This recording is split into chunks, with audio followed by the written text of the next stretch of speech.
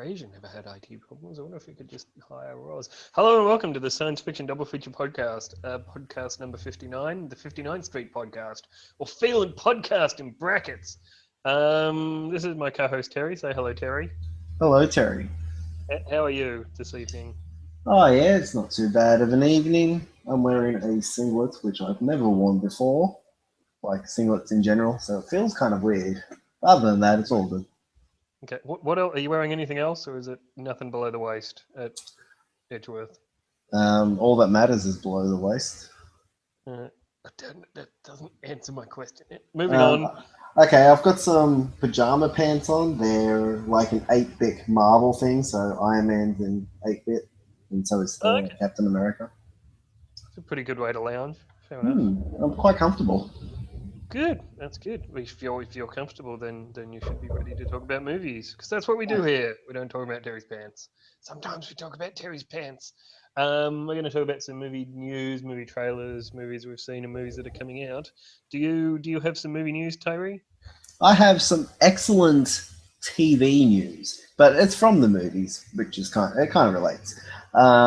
Yes, Anne Rice has taken to Facebook and told us all that she has the rights back to her Vampire Chronicles. Universal did have them. They made the Vampire Interview with the Vampire in the 90s with Tom Cruise and Christian Slater and the other one, Brad Pitt. Yeah, that was an all right movie. I didn't mind it. Kirsten Dunst is in it as a child. She pulls off an amazing, crazy child vampire who longs to grow old and get breasts but never will. But yes, so she's taken to Facebook and said, I've got the rights back and I want to make a TV series out of it. I want to make a Game of Thrones style TV series out of it. So I think at the moment they're shopping around for where it could go, if it would go on HBO or Showcase or wherever. Her son is going to be writing the script with her, like the pilot script, and they're going to have pretty much a detailed outline for the series that they want to travel. But more or less, it's the Vampire Chronicles books. It's going to be following Lestat's story from the Vampire Lestat, so from her second book in the series. I'm very excited about this. I love her vampires. I love the viciousness of them. They've got the romance. They've got that gothic element to it that I really enjoy. So I can't wait to get a Game of Thrones style Anne Rice's Vampire Chronicles on screen. I will watch the shit out of that. Do you care about this, Tim? I don't know if you care. I have seen Interview with the Vampire. I don't know much about Anne Rice. I've seen this movie that I don't remember very well, and that's it. I know the latest book is Tom Cruise goes to Atlantis or something. I'm not really sure what's going on there. Yeah. I've heard the spoiler for that, and I'm not going to give it away. But it changes everything. It changes everything about her mythology that she built. Or does it turn out that they're not vampires, but they're like mermaids? Close. Okay. I'll tell you off air if you're interested. I'm not going to spoil it for people. Are they like kelpies or are they narwhals? They're all manatees. They're manatees. Ooh. Okay. Yes. They just want their huge manatee back. Anyway, right. Yes, I have no context for this. I'm sure it's good news, but yes, I'm not that familiar with the greater works of Anne Rice. I think it's very good news because they did Queen of the Damned with Stuart Townsend, and it's an Uwe Boll movie. That's right. The damn IT problems. The Gremlins are following us back. You went funny about it, Tim. Okay. Yeah, but it's not too bad. It's not Uwe Boll anyway. It doesn't matter. Yeah, you're starting to sound like Joel Surfing. I'll just stop saying Uwe Boll. That's probably the best idea. Oh, you're back. Oh, I'm back. Yeah. In either case, yes, they made the Queen of the Damned movie. That wasn't well received overall. I quite enjoyed it. I like the rocker Lestat kind of vampire we got there. I kind of liked it. But yeah, so I'm glad she's got it back and they can stop flirting with the idea of making like a 2-hour movie out of these books. Instead, they can spend 10 hours on a book and bring it to like the screen properly in TV format. Cool. Okay. Cool. All right. That's basically it, I guess, for the works of Anne Rice. Moving on to other TV shows, we finally have some casting news from Star Trek Discovery, a show about which details have been dripping out slowly over time. Michelle Yeoh, who you may know from Crouching Tiger, Hidden Dragon, or Tomorrow Never Dies, has been the first announced cast member. This kind of leaked through Nicholas. Well, I don't think it leaked exactly, but Nicholas Meyer first broached the notion that Michelle Yeoh would be in Star Trek Discovery. She's playing captain of the Shenzhou, the USS. Well, the Starship Shenzhou. I don't know if it's actually a USS. A Starfleet ship called Captain Giorgio. I'm not sure how to pronounce that exactly. I'm not pronouncing things very well today. And additionally, Doug Jones will be playing an alien species. He'll be playing Lieutenant Saru, a science officer. And Anthony Rapp, who you may know from Rent, I haven't seen Rent myself, will be playing Lieutenant Stamets, a space fungus expert. So he's also a scientist. Yes, but there's no real detail on how the Shenzhou and therefore Michelle Yeoh's character will relate to the discovery of the title.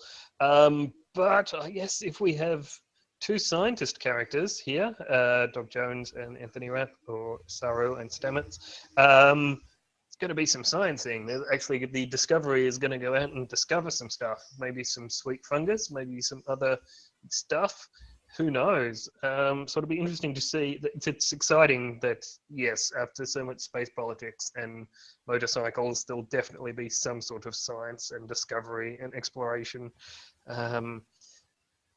Yes, I think that will be excellent. I think that is definitely good news with regards to Star Trek Discovery. No real news on who's playing the protagonist at this point, or any of the other roles that were announced a while back, the details of which I have forgotten. But yes, I'm sure we'll find out more in due time before the show is released in, I think, May. It's out in May. Yes, I think there's definitely some details to look forward to here. Are you excited about Star Trek Discovery, or are you just kind of ambivalent? That's a good word for me. Ambivalent. I don't know who these people are. Have you seen Hellboy? Oh, barely. Okay. Doug Jones does the motion capture for Abe Sapien. Oh, okay. I know him.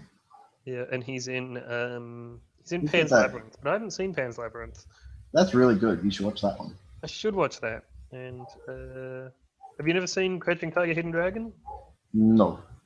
Fair enough. I don't remember it particularly well, but it's what I think brought Michelle Yeoh to a greater Western audience.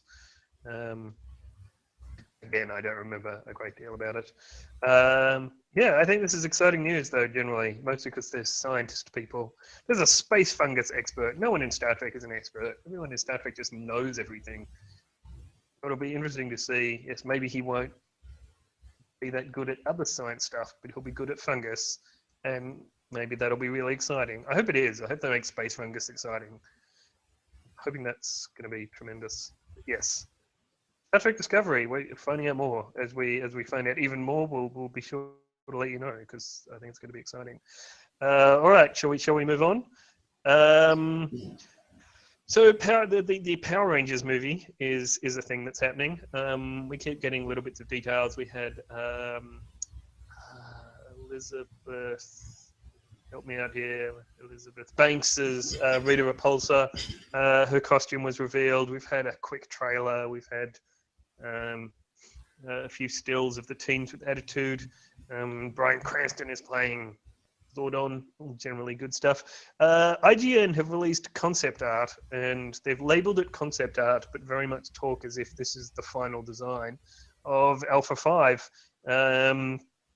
Mum's favourite Power Rangers character, because he was a funny robot, which was clearly a man in a suit, and yet this is terrifying. This is some sort of bizarre Bioshock alien deal with like creepy looking eyes sticking out from his head, which doesn't look like a hamburger. It's like, oh, it's just so weird. And he's like got this bizarre kind of posture where he's very much bent backwards but has a pot belly and really long arms. It's very strange looking. It's a very strange looking design. It's not, I don't know, it's very unnerving to me. I quite like it. I like that it's a creepy looking alien robot thing. I think that's quite fun. Well, I think it's quite, good that it's this unnerving, but I don't know. I don't know if I think we can expect a very different Alpha 5 from what we saw in the TV show of the 90s. What did you think? Were you excited or freaked out by Alpha 5? Aye. That's what everyone says. It looks like he's got the Enterprise as a head. I thought they just stuck the Enterprise on there with its jet propulsion is going to shoot him off backwards. Well, technically, it's more the Defiant. No, not the Defiant. The Reliant than the Enterprise. I think you'll find. Well, any sort of spaceship. Yeah, and it looks like they've also stolen Tony Stark's Hot Rod Red for it as well. Other than that, kind of a cherry red, yeah. I don't mind it. It's going to be a bit different. I think it will suit the rest of the movie. It just looks a bit weird, especially with his pot belly. Have you ever seen Sean Gunn with his shirt off? It looks a bit like that. Oh dear. I have not. There's an episode on Gilmore Girls that he has his shirt off. I think it's in Gilmore Girls. I've seen some private photos that you have. Maybe. Yeah, I'm pretty sure there was an episode of Gilmore Girls. He has his shirt off. Oh yeah, he's in a sauna, so he has his shirt off, and it kind of looks like Sean Gunn's top half with the Enterprise as a head instead of Sean Gunn's face. Well, okay, there you go. Alpha 5 kind of looks like Sean Gunn with the USS Reliant stuck on top. Okay. Interesting. You heard it here first, folks. I'm going to track down that photo and send it to you. Please don't. I don't want to see that particularly. I don't want to see Sean Gunn. I don't know anything about Sean Gunn. Anyway. What other news you got? Sorry? What's the other news? Oh, the other news, yes. Just quickly. Netflix is rebooting Lost in Space, which you may know as the cult TV series of the 50s and 60s, well, I think just the 60s, or the Joey Tribbiani vehicle of the late 90s, starring Joey Tribbiani and Heather Graham and William Hurt. No, William Hurt?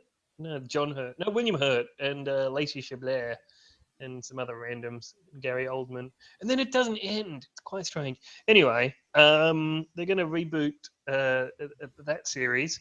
No one's been too excited about. Until now, it's been announced that Parker Posey will be taking up the role of Dr. Smith, the character that just kind of berated the robot, and that was the best part of the show in the original series. Then taken up by Gary Oldman. A very strange movie. I think this is really good news, but it also turns out I don't really know much about Parker Posey. I have apparently seen her in things, but don't remember her performance at all. So I don't know if this is good. I assume this is good news, but I really don't have any context to get excited about it. I think it's interesting. I think it's an interesting direction to take Dr. Smith, but yeah, I don't know that much about it. What did you have any thoughts on Parker Posey being Dr. Smith? No, not really, but I do like that Netflix is going to do Lost in Space. I think it could be very interesting to see it done present day. If they do it present day, it might be even interesting, if that's a word, to see it if they do it back in the 50s. If they said it in the 50s. Well, it started in the far off year of 1997. I think it came out in the 60s or the late 50s. Oh, that's right. Yeah. Mm. Was set in the far off year of 1997. Yes. There you go, Tim. I just sent you that photo of Sean Gunn with no shirt Yes, on. sure did. Yep. That's definitely a picture from a whimsical TV show that I don't like. Yep. But you All can see right. what I'm saying about Alpha 5 with I kind his of can. little pot belly and his little figure with his head. Do you think this is what he really looks like, or is this just contouring? I don't know. I don't know either. I think it's the only time I've ever seen him shirtless. So You would remember if there were other times, I think. maybe they just all blend together. That is that many times. Oh dear. Anyway, shall we move on to trailers? Because my God, Yeah. there's a lot. Let's talk about some trailers. Hey, the Cars 3 did a teaser. I think that was a little bit worth talking about. Not much, but a little bit. Pretty much, Lightning McQueen, he's zipping up in the brown circle where they race. It's a silly sport. They race around in the circle all day. It's going to get boring. Either way, he's racing up there, and then he has a huge crash, and he flips. It's like, oh no, everything's going to change from here.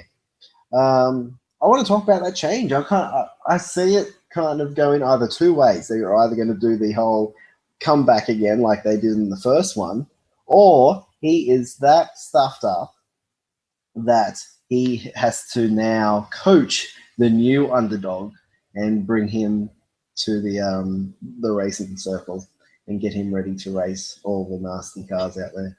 What do you think? Do you have thoughts on the reasons of how they're going to go?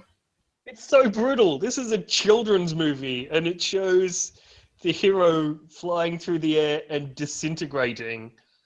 It's amazing to me, this thing. What is this? Who is this aimed at? Would you show this to a child? Would you be excited? Would you want to watch this movie as a child? My son probably would. He is enjoying monster trucks lately, and mostly when they crash. Well, that is, yeah, but geez, this is like, it's literally the main character disintegrating. Like, his tires are shredded, there's bits falling off him. It says it all changes, so he's not walking away from whatever it is. I don't know. Maybe he'll split in half and become two motorcycles. Ooh. That's the direction I'm hoping for. Ooh, that would be interesting. Or then they make two Lightning McQueens out of it. Oh yeah, and there's like the good one and the bad one, because it's like that episode. It's like that transporter accident episode of Star Trek. Yeah. I don't know. It's where can this go that isn't predictable? Like, yeah, it's either he's got to rebuild himself, or maybe he'll become a hot rod. Maybe that's what'll happen. Maybe. I reckon they'll probably go the other route. He'll be the mentor for another wannabe driver, car racer. I think it's. Can you tell I know nothing about car racing? Yeah. Well, yeah, pretty much. I mean, that's pretty much how it works. To be honest. Well, yes, this is circle track. This is banked circle track racing, which means it's like NASCAR, except not all these cars are stock cars, and NASCAR has crashes. I don't know. It's. What happened in the second one? Does anyone know? I don't think anyone cared. No. I think it started off like with a ninja or like a semi-spy car or something. Yeah, there's like this this. spy stuff. Michael Caine is a spy car. I know that, and yeah, I don't know. What could it be about? Maybe the only thing I think that could be interesting is that Lightning McQueen crashes, and they decide that motorsports is too dangerous, and so they have to invent a bunch of safety regulations, and then there's a bunch of soul searching about whether it's still racing. Maybe they put bumpers all around the track and like limit them to 30 miles per hour. And then so the movie is just one race, and that takes the 100 minutes of the movie. Yeah. Oh, hang on. There's literally a flippin' synopsis on IMDb to get. That's no fun. Do you want me to just read it? Yeah, go for it. To get back in the game, like he crashes, whatever. To get back in the game, he'll need the help of an eager young race technician with our own plan to win. Inspiration from the late fabulous Hudson Hornet, which was Paul Newman's character in the first one, and a few unexpected turns. Yeah, okay, so he's gonna come back basically. Oh, I so picked it. You picked two different things, and it was I probably know. going to be either of those things. I know, but I was leaning more towards being the mentor thing. No, he's not the mentor. He's gonna come back as he's well, it's sort of half and half. Like he's got a new best friend, but he's gonna come back himself. I don't know. He will need the help of an eager young race technician with her own plan to win. See? I reckon Yeah, but that's where it she's is. not a race car. She's like a mechanic. Well, forklifts can race too. Remember Oh, Terry Hatcher was the forklift in the first one? She was the technical. no, Oh, no, she was a mechanic. yeah. Mm. Anyway, that's Cast 3. We don't know what it's about, except we do, and it's definitely a movie. But what a brutal teaser! My God, it's the main character is dead, is maimed. Good Lord! All right, shall we move on? Yeah, what would you have another one? Do you have do you have one? Am I doing this? Okay. Silence is it's coming up to Oscar season. Martin Scorsese Morton? is releasing a new movie called Silence, and it's about some priests. It seems that in the very earliest days of Western contact with Japan, Father Liam Neeson has gone to spread the faith in Japan, but he's lost his faith, unfortunately, which is of great concern to the church back in Rome. And so Fathers Andrew Garfield and Kylo Ren, what's his name? Adam Driver. Adam Driver going off to Japan as well to spread the word and to also try and find Father Liam Neeson. From what we can tell, it kind of doesn't go well. We see some people put up on crucifixes, staked into the shore as the tide comes in, which looks awful. It looks, it's some faith is tested, and looks like the Christian faith is massively poorly interpreted by the Japanese, as one might expect. A culture that is not familiar with such a thing to do. It looks really interesting. It looks like it's. And I think, yes, I believe it's called Silence, I believe, because at one point Andrew Garfield is questioning whether he's praying to God or whether he's just praying to silence. There's some, really fantastic imagery here. It's, again, a trailer that's very impressionistic, so we're going to get hints as to what the movie will be, Seems our heroes are going to get put through the ringer. I think this will be an interesting movie to see. I think it'll be good. And it's not Scorsese's more common gangster or period American fare. It's one of the films he occasionally does where he steps outside of that sort of traditional oeuvre to do something a bit different. So I think this will be good. I think it'll be really interesting. What did you think of Silence? Yeah, I was really into it because I love these movies that get religion involved. Even though I'm not religious myself, I like watching it for some reason. And it's an interesting aspect to try and bring Christianity to Japan when they're very much art of war sort of stuff. Um, What yeah, yeah, okay. don't worry. And another thing that I noticed in this in the trailer is Andrew Garfield and Adam Driver's ears are very prominent and they're very big. If you look, Adam like the Driver's long are. hair, yeah, even Andrew Garfield, he's got a set on him. Yeah, Adam Driver that, does look amazing in this. He's so weaselly. mm, It's kind of just his face, and like at one point you see him washing himself in the ocean, and he's gaunt. He's like a tree. It's like it's fascinating what Adam Driver looks like here. It's really interesting. yeah. But you mentioned that we're coming into Oscar season. This has definitely got a lot of Oscar buzz behind it already. And after seeing Hacksaw Ridge, Andrew Andrew Garfield Garfield. should have got a nomination for that. But now with Silence coming out, it's going to be tough. It's going to be tough what movie they're actually going to nominate him for, because just from the buzz that they've had of this movie so far. So that's going to be interesting to say the least. Um, they might just give it to him anyway because he went, hey, you got 2 good movies this year. Good work. But Good. yeah, I think it's a really good movie. I'm really interested to see how it goes. And yeah, it just looks terrible being crucified in the water during low tide. It's so it looks awful. Um, it's But on a yeah. 40-degree day, it could be refreshing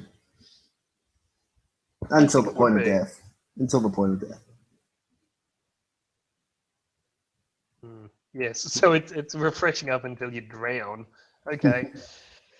Okay. Yes, we'll have to wait and see when that is. When is that out? It's January 2017 in the States, so probably around then here. Maybe it's a We Boxing usually Day get release. them a little bit. What? Boxing Day? It's not a Boxing Day release. No, I don't think so. Australia, 16th of February, and there's no Mm. New Zealand time. It'll be about then. Um, yes, that's Silence. Looking forward to that in the middle of February. That'll be exciting. What else is coming out? What else has we got trailers for? Well, here's one that I'm pretty excited for, and I don't think you're going to be. Is The Mummy. We finally get a full trailer for what's going to be the start of the Universal monster movies, The Mummy. It stars Tom Cruise and Sofia Boutella as The Mummy. So we get a female mummy, which sounds right, but it's not right if you know the old movies. But it doesn't matter. She looks awesome in it. Tom Cruise is doing some flips and some stunts around. The thing I really liked about it is it's so clear. The trailer we got, it wasn't like a bunch of images chopped really fast. I hate it when they do that. But we've got felt like a concise, like 1 minute or 2 minutes of this scene of them in the aeroplane with the sarcophagus. And just what happens there looks really, really cool. It's really clear. The stunts are really well done. And then later on, we have Russell Crowe, Rusty. He comes out and he says some stuff that takes you back to Bride of Frankenstein, where he goes, "Welcome to the new age of gods and monsters." So that's a throwback to Bride of Frankenstein in 1935. And I also think it, like he's saying, welcoming. So it's, yes, this is the first. Forget about that Dracula Untold. We'll put that over there for now. But yeah, I'm really excited to see Sofia Boutella come out and like unleash some plagues onto Tom Cruise. I was a little bit disappointed that there's no horror in this whatsoever. I was hoping they'd bring a bit of horror into it. It just feels like an action adventure blockbuster. And so I'm a little bit disappointed there, but generally I'm still going to see the film and I'm still excited to see it. How about you, Tim? Do you want to go see The Mummy? Yeah.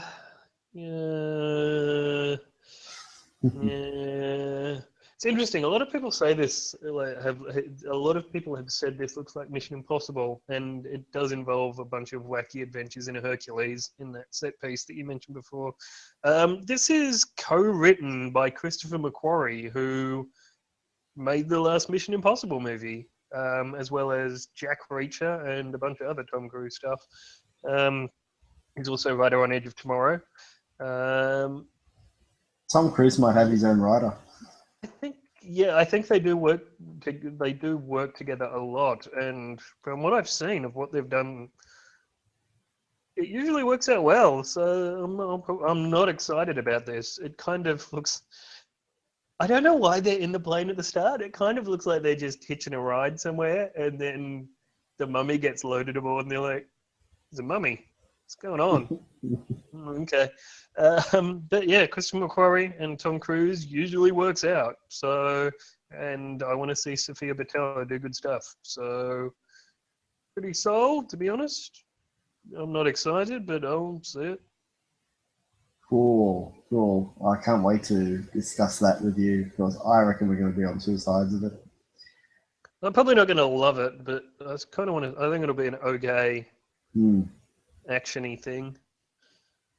I'm hoping so. I just wish there was like they try and kept it back to like the Universal monsters. They were horror movies of the 30s and 40s and 50s, and I just wish they kept a little bit more of that and a little bit less blockbuster, which it kind of feels. Yeah. Talking of blockbusters, like this is the epic blockbuster that's going to be coming out next year, I reckon. Guardians of the Galaxy 2. James Gunn is back in the seat with Chris Pratt and all the rest of them. They released a teaser not that long ago. I think it was like a month or so ago. And I wasn't that impressed with it. It was a little bit bland. It just felt like they were reintroducing the characters to people who haven't seen the film since it came out in 2014. And for me, who's watched it a number of times, I know the characters. So that first teaser they released, it didn't grab me. This one did. I loved it. I loved everything about it. Rocket's in there, Baby Groot's in there, and his big eyes, but he's buddy. And Fox on the Run, I think it's a perfect fit to go into Volume 2 of Guardians of the Galaxy. I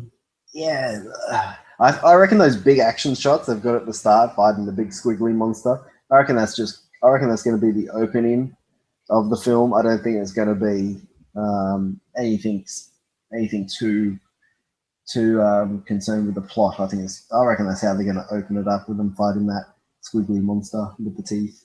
I still don't know if I like Drax. I didn't like him in the teaser with the "I'm giving you a hug." And I don't know if I liked it here where he's laughing because Mantis told everyone that he's got the hots for Gamora. So, yeah, Drax is still a little bit off-putting to me, but generally, I'm really digging this trailer. What about you, Tim? You're a fan of Guardians, the first one. What do you think of this trailer? Yeah, it's all right. It's fine. It just doesn't grab me that much. It looks like it's sort of all the ingredients of the last movie again, which is fine, and I'll go see it. But it's not particularly enchanting. It does feel like it's just Guardians of the Galaxy, but more so. I kind of want to see some of the newer characters, stuff we didn't see so much of last time. I want to see what Nebula's doing. I want to see if Glenn Close is back. I don't think she is. Not Sophia Boutella. Elizabeth Debicki is in this, and she's not in the trailer, I don't think. So, where's Elizabeth Debicki? Who does she play? Do you know? She hires them to fight that thing. I think she. I don't know, but I think she very vaguely described her role in this film as someone who hired them to fight. She's Ayesha, apparently. Oh yes. She hired them to fight like a tentacle monster. I don't really know. It's very confusing. But I don't think she's that woman who can feel feelings. I think she's someone else. How come you're not saying where is Sylvester Stallone in this movie? He's on the cast list here in IMDb. Oh, is he? Okay. Yeah. I don't care. I'm done with Sylvester Stallone. Well, I can just watch Demolition Man a couple times, and that gives me my Sylvester Stallone. No, you can't do it a couple times. You have to do Demolition Man and then Judge Dredd. Okay. I think that's a great double feature. Oh, and there's a character called Taserface. Is he played by Sean Gunn or no? Chris Sullivan. No. Sean Gunn is Kraglin. Yeah, Nathan Fillion is in this. Yeah, he was in the I first didn't one. know that. Yeah, that's right. He was that thing. Yeah, but that's just a little cameo. I think this one's actual. The Simon Williams. I remember this. He's an actor from. That's right. Yes. Yeah, so I think that's going to be really good when we see him overdoing everything and being a jerk. Nathan Fillion plays great jerks. It does. Yeah, it looks fine. I'm just not excited about it, I wouldn't say. All right, then. Well, what about this other James Gunn project, the Belko Experiment? He wrote it, and he's a producer on it. He didn't direct it. And we got a full trailer for this. I think it's very much a passion project for him. He's been writing it for like 5 or 10 years, and he's finally got it together, and it's out. It's coming out in March. Pretty much, it felt a little bit high-rising to me. Pretty much these guys everyone's at work at the Belko Corporation, and then all of a sudden, all the glass is enclosed in, and everyone's trapped inside. And there's a voiceover that says, "If you want to live, your chances are better if you follow our instructions. So your instructions are kill 3 of your co-workers, and you can live." And then it just goes up and up and up. Kill 80 of them. Well, yeah. It's kill 3 or we'll kill 6. Yeah. So, well, same difference. Yeah, so it's really, really cool. I like it. I like the idea of it. It's got it felt a little bit like High Rise to me, like they're all in this one apartment building, and then you just start slaughtering each other. But yeah, I'm intrigued. I'm very intrigued to see this, and I reckon you're going to be intrigued to see this. I like making bets on what you like and what you don't like. What do you think of the Belko Experiment? It'll be interesting, I think. Purely, like, there's some interesting cast members here. John C. McKinley's in this. Michael Rooker. Michael Rooker's in everything James Gunn does. Sean Gunn's also in it too. Of course he is. A few other faces that look familiar. Yeah, it's kind of, on the one hand, it's easy to write it off as like a Battle Royale knockoff. I think it's probably closer to Battle Royale than other things you may compare it to, like the Hunger Games or what have you. It's interesting, that aspect of you kill 3 or will kill 6. It gives it a bit more potential, I think, because we could see characters who they're not simply going to be driven to do horrible things that are actually fun to watch. They could be in a position where they can justify their actions in a lot more interesting ways than just, it's kill or be killed, so I'll kill. And yet they may still do that. Yeah, I think it's going to be interesting. I think it could play out interestingly. It might just be tedious. It may just not be that good.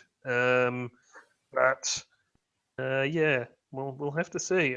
I do kind of want to see what happens here. I'd give it the benefit of the doubt, mainly because I enjoy what James Gunn writes. He's done it. I enjoy a lot of his writing and a lot of his movies and stuff that he directs. So I'm on board James Gunn's team. So I'd give it the benefit of the doubt for now and pay money to see it. You've got another one you want to talk about, Sleight?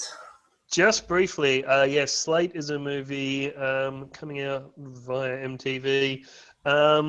It's nominally about a wizard, a kid who can do magic, but he's kind of growing up on the streets and dealing drugs to support his sister, to keep her alive.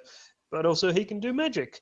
So it's an interesting take on the sort of an urban fantasy story. There's not that much that we really get from the trailer. It's only 40 seconds long,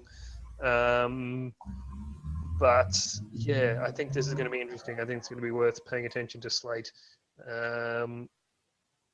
Yeah, I think it's just an interesting premise for a movie. What did you think of Sleight? I feel it sucked. Okay, fair enough. Um, it'll be interesting. It'll be interesting to see how it works. It may not be good, but I guess we'll have to find out. It looks like a very cheap MTV version of Chronicle. Yeah, maybe. I haven't seen Chronicle, but it is Hmm. possible. Yes, well, but still, I want to find out. See if it's got some reviews, I think.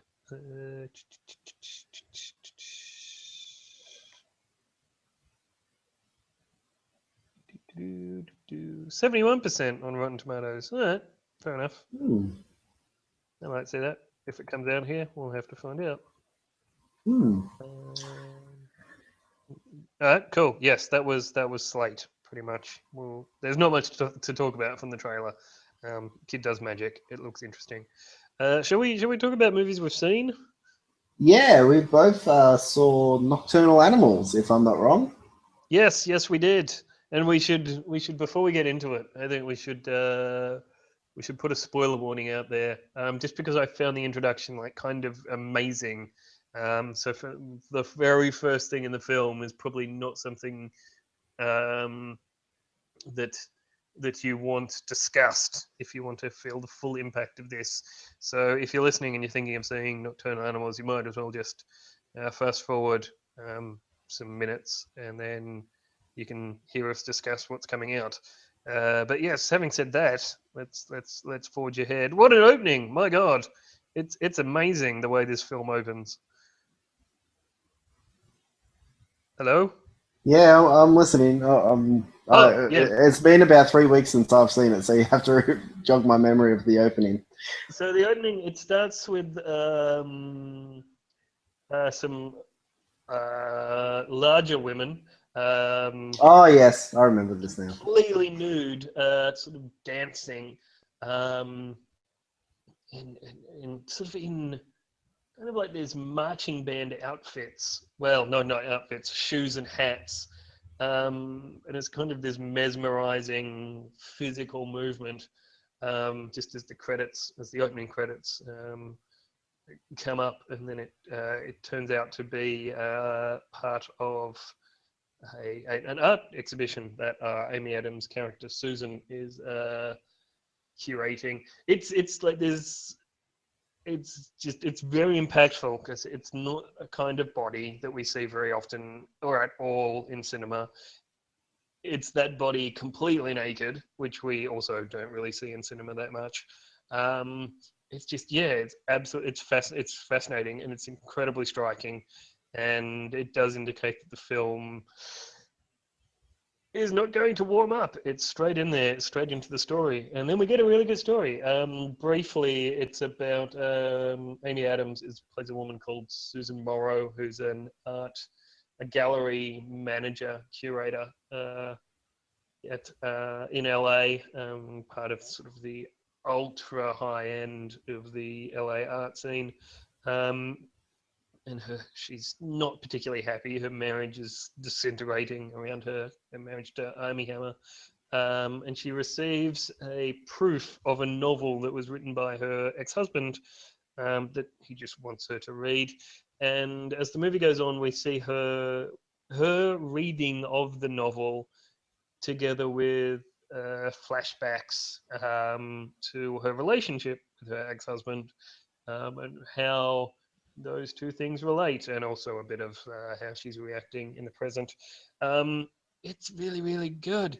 It's a really good film. It's very much a bit. For one thing, the story of the novel is itself. It's a very compelling story. It begins with this amazing sequence, this incredibly tense and awkward and just difficult to watch sequence with Jake Gyllenhaal. Jake Gyllenhaal plays both the ex-husband Edward and the main character of the novel Tony, and you see Tony sort of get involved in this difficult situation that he has to try and extract his family from, and it feels like you kind of know that there's no way that he can get out of this, and yet you feel that there must be some way. There must be some way to reason out of this, and so it goes.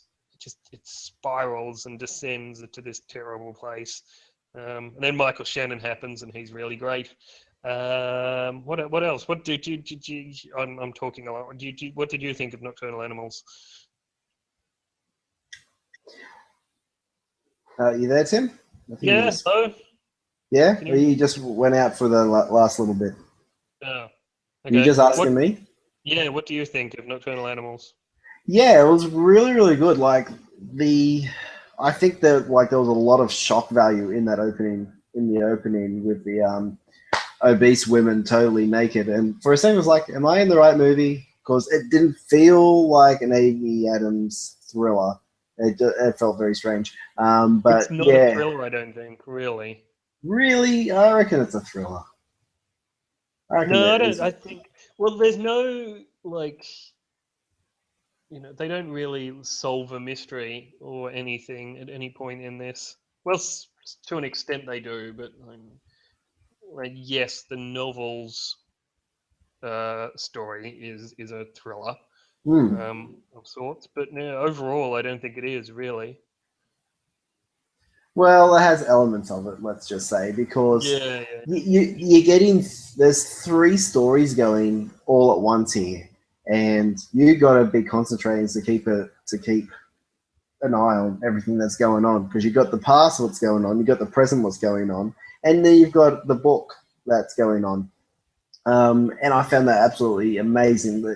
They've integrated all 3 of these plot lines, and it's not linear, and they're all over the place. And you put all the pieces together. It's like a bit of a jigsaw. You're putting all the pieces together, and then how the book fits in with it, and how she reacts while reading the book, and how it's affecting her present day sort of mindset. It's really, really good, and I thought it was I didn't expect. We've got the spoilers up. I didn't expect the wife and the daughter to die this is in the book plotline. I really didn't expect them to do that. As you said, you keep thinking, okay, they're going to get out of this. They're going to get out of this, and then they don't. No, it's shocking, this reveal. Yeah. And yeah, you see how that his character then goes from being this ordinary Joe father who is pretty much, he's a decent guy. He's just trying to get his family to the new home or wherever they were going. And then you just see him delve deeper and deeper just to get justice, which ends up being more revenge for what happened to his wife and daughter. And then from that you see Amy Adams piece things together, and then how her relationship with the ex-husband, who was the author, kind of flows into it. And I love how it ended. I love how she went to dinner. She was wanting to go to dinner, and then she got stood up. So because she was feeling down. She's very depressed this whole movie. And I think she wanted a bit of a pick-me-up, and she did herself up all nice to dress to impress sort of thing. And she doesn't get the payoff that she wants. It's a little bit depressing in that sense. I think it's really good. I think the ending's really interesting because I think it does kind of... We never really get a sense, really, of where Edward, Jake Gyllenhaal's ex-husband, is at this point. We don't really know if he's intending to try and manipulate and torture Amy Adams' character, or if he just sent her a manuscript of a dark book that he's written, but just is his book that he wants his ex-wife to read, because why not? I don't know. Yeah. Having said that, this is the thing that I've noticed I fixated on. It seems like it's supposed to have sort of this uncertainty to it that you can't really tell what's intentional and what's simply Susan's reading of things. But yeah, there's the car that's in the book that presumably, well, in the scenes from the book, turns up at her house at the beginning. Did you notice this? No. Yeah, because this is this, and presumably she knows that car for some reason, and it's in her driveway. It's in her driveway. It's not just driving past. She must, like, it must have some significance, which presumably means that Edward is actually in the film. He's presumably driving this car, and he's presumably driven up her driveway for a reason. And I guess that makes his motivations much more explicit than the rest of the movie kind of implies, or it should imply. I don't know, and I don't know if it's just me looking at cars in movies, or if this is what Tom Ford has intended. Well, it could be. It could be that. It could be you just like you always look at cars and you remember them. So I see a car and then I forget about it. But it could be another thing. Like in the book, would he have described the make and the model of the car, or would he have just said the family sedan? And since she saw that car earlier and was a bit sus about it, is that why she imagined it was that car in the book? But that's still such an odd thing to have in a film. In a film like this, where like all that imagery is, you're supposed to pick up on it as this is the thing from that point in her life that we then see in this book she's reading. And it's not just a random car; it pulls up into her driveway. It could be doing a Yui. It could be doing a Yui. But she's not in the very best deliberate image. She's not in the best mental state, so she's thinking sus about things all over the place. Her marriage is falling apart. She's not happy doing her art shows. So someone could have been just doing a Yui in the driveway. And then she's gone, oh, that's sus. And now I've got this sus book from my ex-husband. That's sus as well. So she's reading the book, and then she's gone and kind of like picked out that car and threw it in there. That's a bit of a reach. Like, I don't think it's pulling a Yui. You can rationalize it, and I kind of would need to see it again to see how this is portrayed exactly, but I can't be bothered. But yeah, it's I don't know. If that's the case, if that's what's intended, that the car that we see at the beginning belongs to someone significant, presumably Edward, it kind of throws the whole thing. Unless it belongs to her husband and he's just pulling into the driveway. That's the other thing it could be. I don't actually know. I don't know if you're supposed to be able to tell the difference either. I don't know. True. It opens up it's an interesting topic to discuss because just there is so much going on. There's so much left open for you to take what you will from it. You've got to see it yourselves, really. To see, because it's about interpretation and also open to interpretation. So yes, you should definitely see it for that reason. Also, performances. I thought the performances were really good here. Did you like Laura Linney? Did you know that was Laura Linney? I knew it was Laura Linney. I know my Congo stars. She's fantastic in this. She turns up for like 2 minutes and is like one of the most amazing things in the film. You always turn into your mother. Jenna Malone is really great. Much more fun here than she is in the Neon Demon, mostly because it's quicker. It's just so much long scenes in the Neon Demon. I don't know why. Amy Adams is good. There's something people have noticed is that Amy Adams and Jake Gyllenhaal are playing characters who are like 20, like we see them 20 years apart, so they're playing characters of different ages, and you can kind of visually it's a little jarring that because Jake Gyllenhaal and Amy Adams are obviously of an age. I think they're both either late 30s or early 40s. Don't quite really jive with I guess they do kind of with the ages they're playing. But I think they do. They both play these roles at these ages as well as anyone could. Visually, it's a little unconvincing at times, arguably, but I don't think that's a problem really. I don't think it's not a problem I had with the film at all. I thought they were both fine in with that regard. I don't think it's yeah. Did you have an issue with that?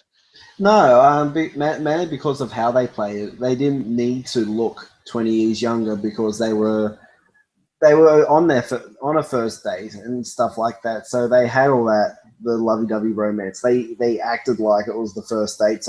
And you knew that it was 10 or 20 years earlier, whatever it was. So I didn't have a problem with it. That you can see it. You don't need them to be putting on the young people makeup and all the extra all the practical effects makeup to make them look younger. It's just implied. It kind of similar to the way what was the Beach Boys one that they did with John Cusack and Paul Dano? Love. I can't think of the title. You didn't need them to look the same to know that they're a younger and older version of the same character because they played it. And it's the same way here. They are the same people playing the character, but you don't need them to look the younger because of their performances. Okay, cool. Yes. What else? What else was in there? What else was exciting in this movie? Aaron Taylor Johnson as well is a fantastic performance. I think this is the best thing I've seen him do, which better than Avengers: Age of Ultron or Godzilla or Kick-Ass. Okay. I didn't even notice. Yeah, Aaron Taylor Johnson is that guy. Yes. The naked shitter. Yeah. That was What was your if you could have an outdoor toilet? At one point, Aaron Taylor Johnson is sitting on a toilet that he's plumbed correctly. That's on his veranda, drinking a beer and yelling at someone on the phone, and it looks a kind of it's living the dream, really. He's a terrible human being, but my God, he's just that looked so relaxing. Just you're out in nature, yelling at people. And then a cop comes and pulls a gun on you. Yeah. Yes. Well, that's that's why I was so upset. He had his sort of fun day. Yeah, to snap it off. Yeah, he kind of did. Yeah. He's awful, though. We're not. It's the only aspect of his life that is worth imitating. Everything else he does is terrible. Oh no! I very much enjoyed it. It's a head scratcher when you walk out of the cinema, and you can look at it very like plainly and just say, "I just watched a woman read a book for 2 hours." But there is so many levels and so much deeper into it. Yes, it's so good. Yeah, I really liked it. I think you should see it. Yes, because it's very, very good, and I definitely think it's one of those movies that you need to see for yourself, to see what you think of it, and so forth. Cool. All right. Do we have anything else to say on the subject of nocturnal animals, or are we good? Just see it. Just see it. Just see it. Go see it. All right. If you've seen Nocturnal Animals, do we want to talk about what's coming out or has come out? Yeah. Well, let's do what has this week passed and what's coming this week. So the 1st of December here in Australia, we had 3 movies come out. We had Trolls. It's the 90s doll with the big coloured hair that you can get in. It's like the 90s pop vinyls, really. They made a movie out of it. Of course they did. They're making movies out of everything. So why not Trolls? It's an all singing, all dancing Trolls movie with Justin Timberlake and Anna Kendrick. One's grumpy and one ain't. One's very happy and happy-go-lucky. And they got to save themselves from some bigger other monsters called Bergens. It feels a bit like the Smurfs, except they've got crazier hair and they sing more than one song. So yeah, it looks kind of cool. I don't know if it's going to be one that all the adults are going to enjoy, besides the pop references that are sure to be in it and the cool songs of Justin Timberlake and Anna Kendrick singing. Um, there was another movie came out that's called Queen of Katwe. I'm going to pronounce it that way. I don't know if that's how you actually say it. Katwe, Katwe. I don't know. I think it's Katwe, yeah, we'll go with that. And that's about this poor African girl who, like, they're living in the poor countries in Africa.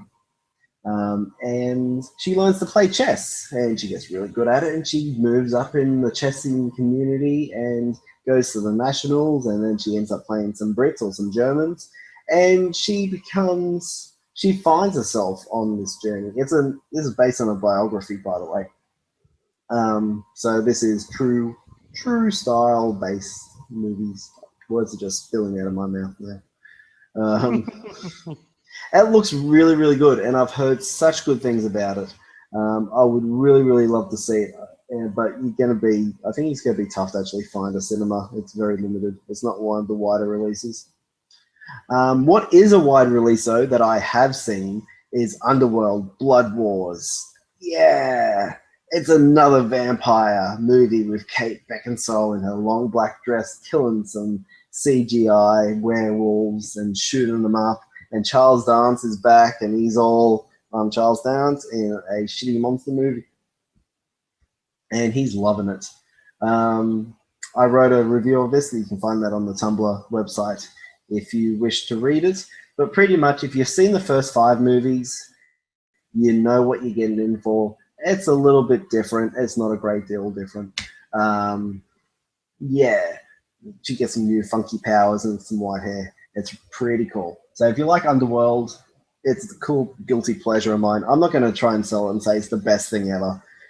It's an Underworld movie. Go and see it if you like the Underworld movies. If you don't, you're not going to like it, so just skip it. And this week we have, on December 8th, we have Office Christmas Party. So this is the ensemble movie we get every year at Christmas time with everybody in it. Jennifer Aniston's in it. What's his face? The one I don't like. What is his face? Bateman. Jason Bateman's in it, and a whole bunch of others. This movie isn't for me. I don't like these sort of in-your-face comedies. It feels like The Hangover for the Office people. Yeah, so see it if you want. And there's also The Disappointments Room. Kate Beckinsale's back. She's now bought a house with her son and her husband, or possibly, I think it's her husband. And there's this creepy room that's got a lock on it, and she can't find the key. And she finally opens it up, and weird shit starts happening. I want this to be good, maybe because I like the trailer. It felt a little bit creepy, but I think the Disappointments Room is going to be a disappointment. Yeah, so that's what's coming out. Anything different in New Zealand? We had last week. We had Underwear Blood World. And Trolls, they're out. Queen of Katwe isn't out till next year sometime. This week we don't have The Disappointments Room. We do have Office Christmas Party, and A United Kingdom, starring David Oyelowo and Rosamund Pike. David Oyelowo is the King of Sudan, who is educated in Britain and falls in love with a white woman played by Rosamund Pike, causing great levels of consternation and political upheaval. And Jack Davenport is in it and is awful and British. So yes, that's out this week. I don't know much about that. It's kind of crept up on us, but it looks kind of interesting. Tom Felton's in it. Draco Malfoy, supporting the British Empire. Hang on. Hang on. This says he's Botswanan, but the thing says he's Sudanese. I don't know what country he's from exactly now. The trailer says he's Sudanese or South Sudan. This says he's from Botswana. I think those are two quite different parts of Africa. I can't. Yeah, they wouldn't be in the same area. They're quite far away. Don't know. Well, you'll have to watch it and find out. But yes, that's what's coming out. Yeah, United Kingdom doesn't come out here until I think it was Boxing Day here in Australia. Are you going to go see Trolls? Probably not. I'm not planning to. I've heard it's quite good, but I don't want to. So fair enough. Fair enough. Yeah, there's nothing really here. I might get to see Disappointment's Room. I'm going to skip off this Christmas party, and I've already seen Underworld, so I'm happy there. One's out soon, so I'll just see that. Yeah, it's very soon. All right, well, that's about it. If you want to go to read our reviews, you can find us on the main blog at sfdfmoviereviews.tumblr.com. We're on Facebook at facebook.com/sfdfmoviereviews. We're on Twitter at sfdfmoviereview, singular. If you just want to listen to this podcast, we're at soundcloud.com/sfdf, or wherever good SoundClouds are found. We're also on iTunes, just search SFDF. Or you could always email us if you want to complain or tell us nice things at inspace.no-one-can-eat-ice-cream@gmail.com. And if you want to find links to all these things as well as other good stuff, because I spoke too quickly or whatever, you can find it down the right side of the main blog, which again is SFDF Movie Reviews.